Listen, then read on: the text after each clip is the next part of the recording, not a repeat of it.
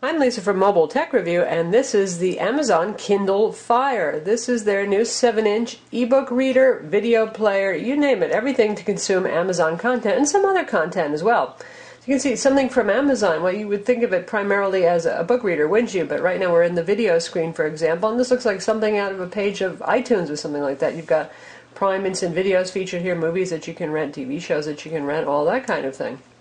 If you go back to the home view, you'll see that we've got newsstand, books, music, video, documents, which is anything that you send to yourself using the Amazon Send Yourself Stuff function over email, apps, and the web browser. And yes, it works in both portrait and landscape modes. You just turn it and the screen rotates. So whichever way you like looking at your content better, you can do. Probably not going to want to read books this way, but certainly perfect for movies and for web browsing as well. The Amazon Kindle sells for only $199. That's incredibly cheap. Usually for that price you only get bargain basement tablets that run old versions of the Android OS and have nasty resistive screens. This is the first high quality product we've seen at this price point. And how does that work? Why does everybody else charge more for the tablets? Well, Amazon's willing to lose some money on the hardware if they need to, because they're hoping that you're going to subscribe to Amazon Prime service, which is going to cost you $80 a year, and you can stream about 10,000 movies and TV shows, and also get free second-day shipping when you purchase physical stuff from Amazon. And they figure you're going to buy books and magazines and maybe even some applications, and they get a cut when you buy an application from the Amazon web store. So that's how they do it. It's a new kind of subsidized process, basically. Sort of like carriers, when you agree to sign a 2-year agreement, they know they're going to make money off you for wireless service, in this case, and Amazon assumes that you're going to be buying their content, since the device does focus on content provided by Amazon. And Amazon is pretty uniquely positioned to do that, even more so than Apple was when Apple started coming out with iOS products, because they've obviously got largest online bookstore.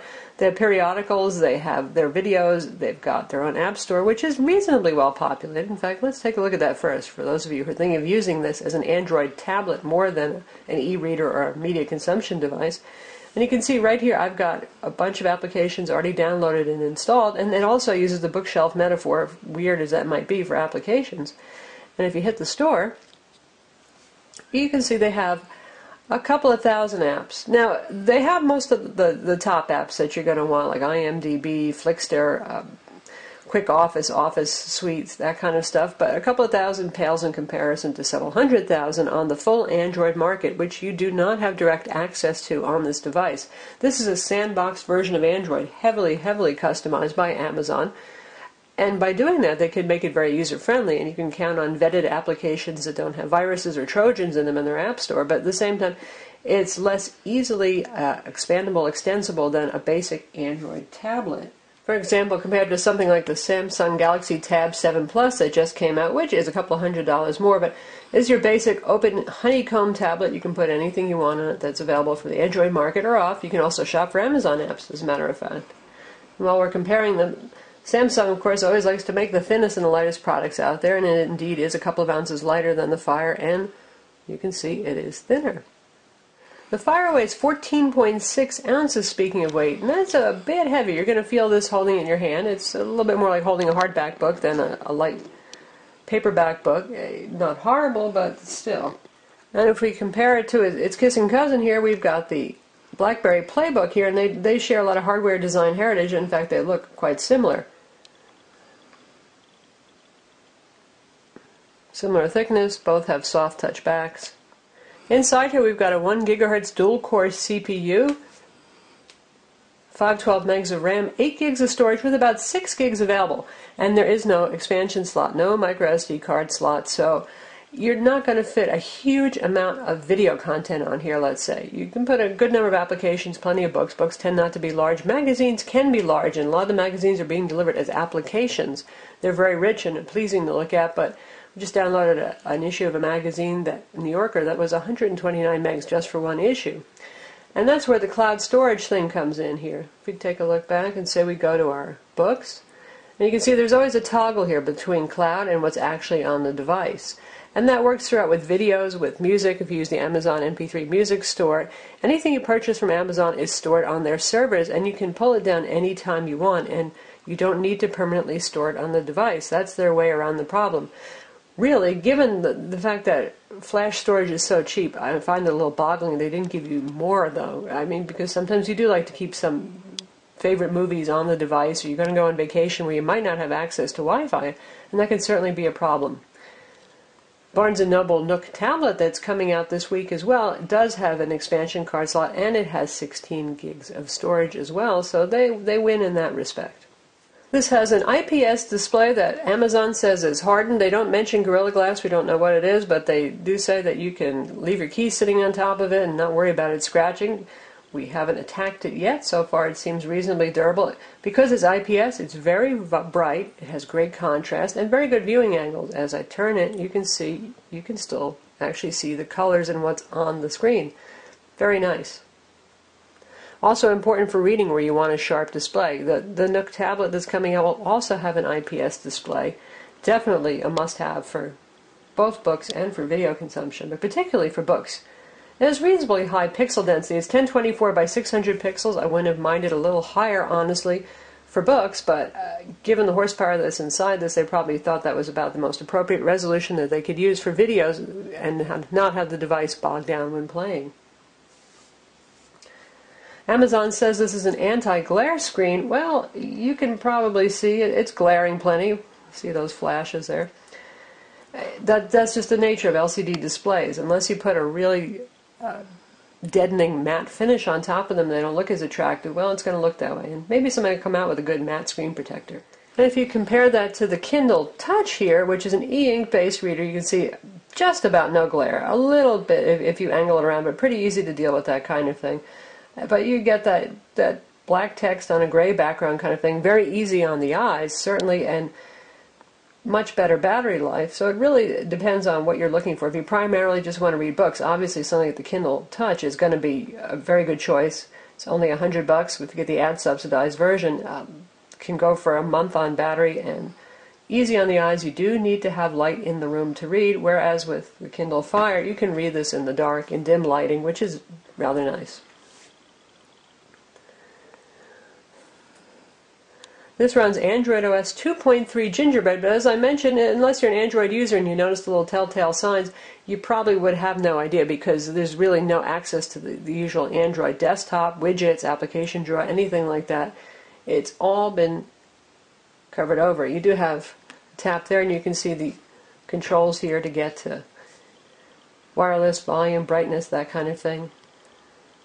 And if you go to more, you see a very skinned over version of Android settings. Fairly basic stuff. There are no buttons here. The only button is the teeny weeny power button on the bottom here.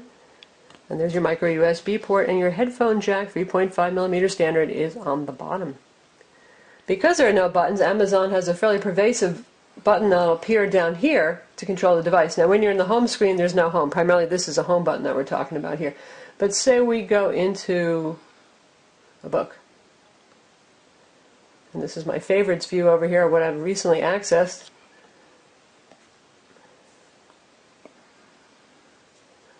So here we are in our book, and you can see this book happens to have a lot of kind of lovely clippings and graphics, and it looks great in here. But if we want to get to our menus, we tap up near the top here, and then you've got the home button, and in this case we have controls for the font. And we've got many different font sizes. 3 different line spacings to choose from, margins, you can have it usual black and white, sepia or reverse mode for night reading, and you actually get choice of typefaces, which is kind of new concept for Amazon to actually give you a couple of choices. So you've got several serif and several sans serif fonts to choose from. We hit the home button, you get out of that.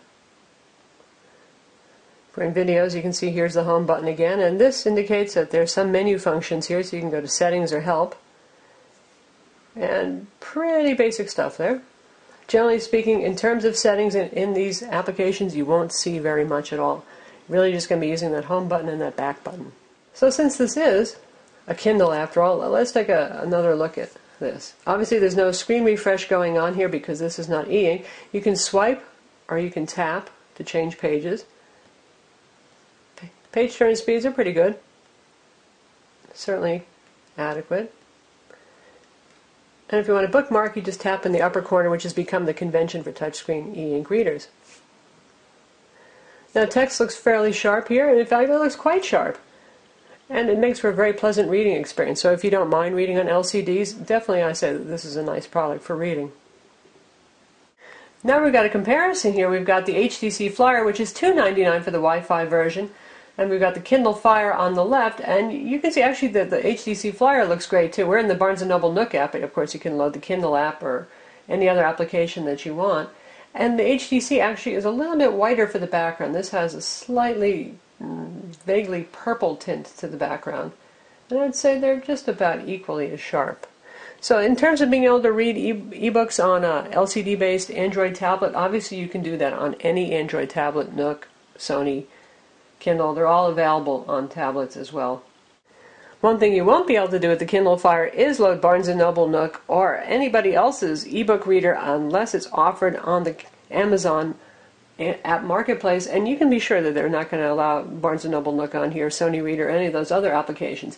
Now, for you adventurous types, if folks find a way to root this device, then it could be a go, and you certainly have an incredibly affordable, at $200 reader that you can use with any bookstore that you want that's available for Android. But as of right now, it's going to be only Kindle products for book reading. This uses Whisper Sync, and that means that it'll sync your last read page if it's a book that you bought from Amazon. And you get portrait orientation as well as landscape orientation. There is no facing pages view here, but honestly on a screen this size, I'm not sure that there's a whole lot of utility to having facing pages anyway. Now let's take a look at videos. And while we're here, we're going to try out. You get a free Amazon Prime membership for a month, by the way, to try out to see if you like it. But we're going to check out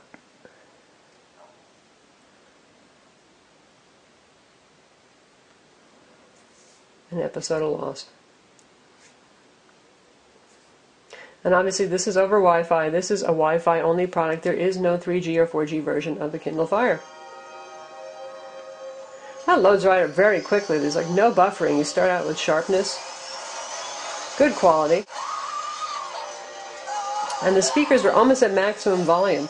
Because there is no hardware volume control, you're going to be using on-screen control to set your volume. That's really good quality. That's very nice.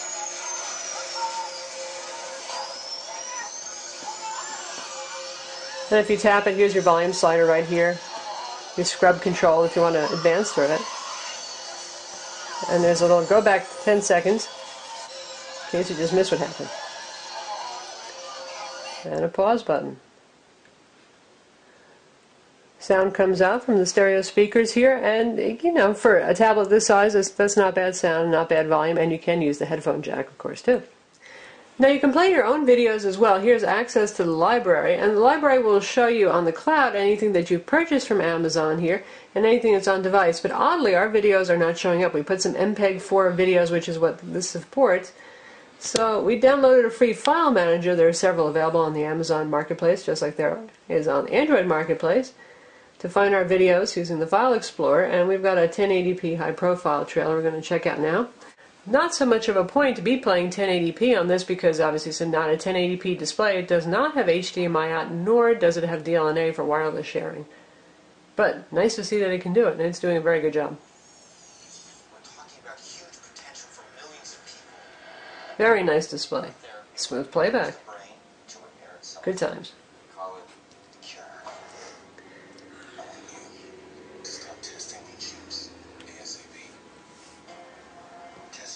So there is video playback of your own locally stored MPEG-4 content. Same format that we used to rip for iDevices and for Android phones works just fine. And in this case, if you want to get the home button back, you tap the little arrow here to get to the home button. A little weird. It'd be nice if there actually was a physical home button, but not the end of the world. You get used to it.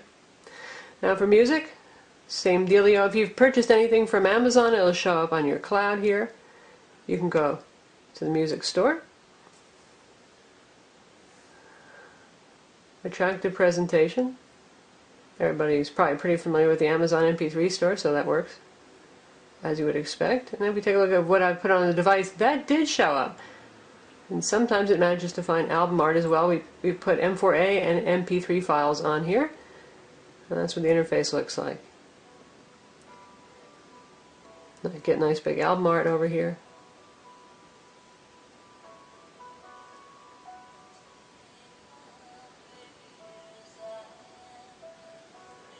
There's the music player.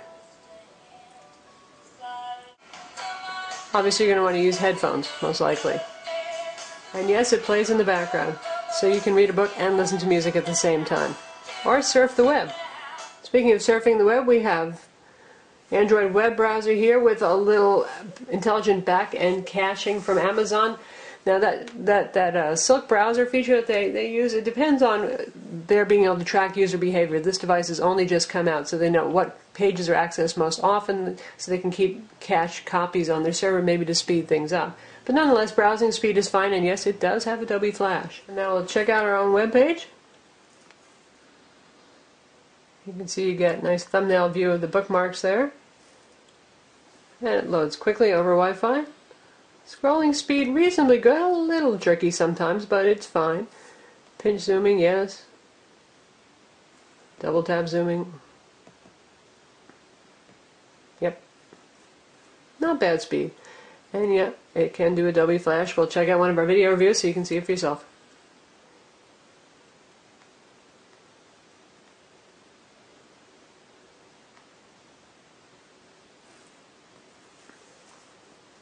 The controls are reasonably responsive in Adobe Flash Player, something that's often a problem with Android products. Actually, with all products that support Flash. See, I was able to pop out pretty easily to full screen. Verizon Wireless. This phone is going to be available November 14th, 2011 for the usual $299 with a contract, and it's one of 3 top Verizon. Overall, decent frame rates. I mean, over Wi-Fi it should be with a dual-core CPU. Razr by Motorola and the upcoming Samsung Galaxy. So yes, it is a web browser too. And for email, you do get an email application. Funny, you don't get that Gmail application, but you do get the standard email application over here that works for web-based email and IMAP. It should work for POP3 as well, and it just walks you through setting up your account. Not too hard to do. So email, web browsing, Amazon books, Amazon videos, your own side-loaded videos and books as well. But they have to be in Mobi format, by the way, those books. This still does not support EPUB. We're talking the Amazon format and Mobi format. And music supports MP3, M4A, and Amazon content as well as your own.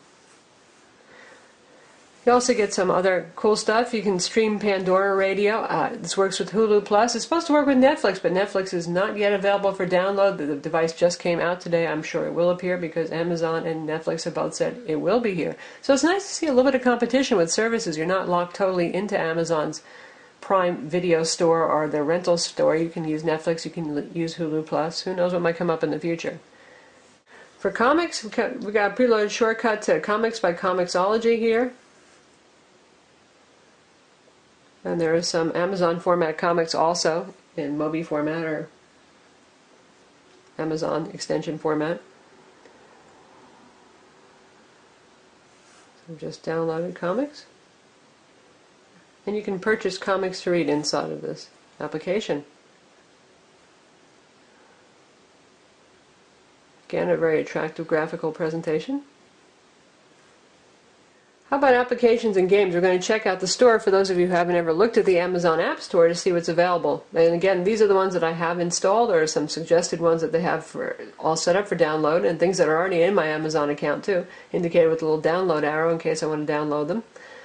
And there's no folder organization here. It's just this list of applications, and you can't press and hold and drag them. You can press and hold add it to favorites, put it on your favorite screen, or you can remove it from device. So organization freaks, you won't be too thrilled. Anyway, let's take a look at the store.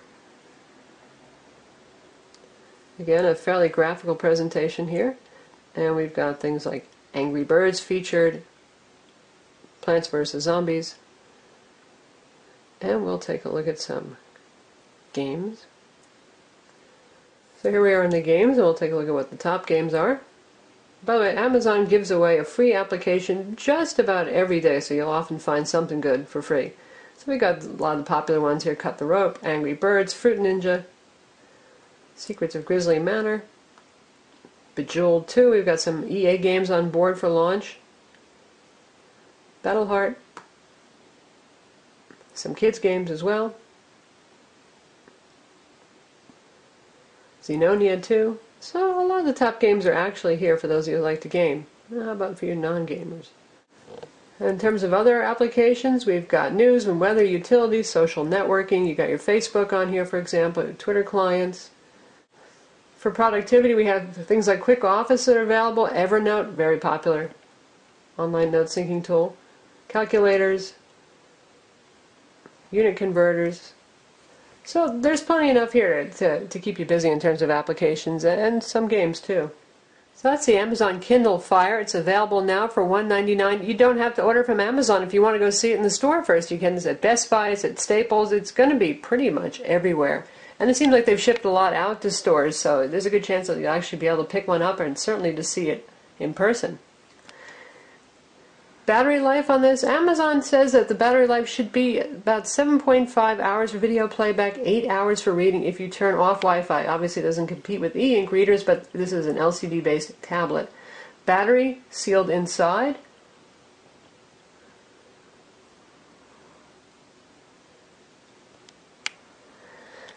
And Amazon does include a charger in the box, as they say it charges in 4 hours. And you can also charge it over USB, probably quite slowly given the fact that there's a fairly large battery in this guy, but at least you can do it. By the way, if you do want to transfer your own content to this, books, again in Mobi or Amazon format, MP3s, your own video files in MPEG-4 format, you can do so using a micro USB cable.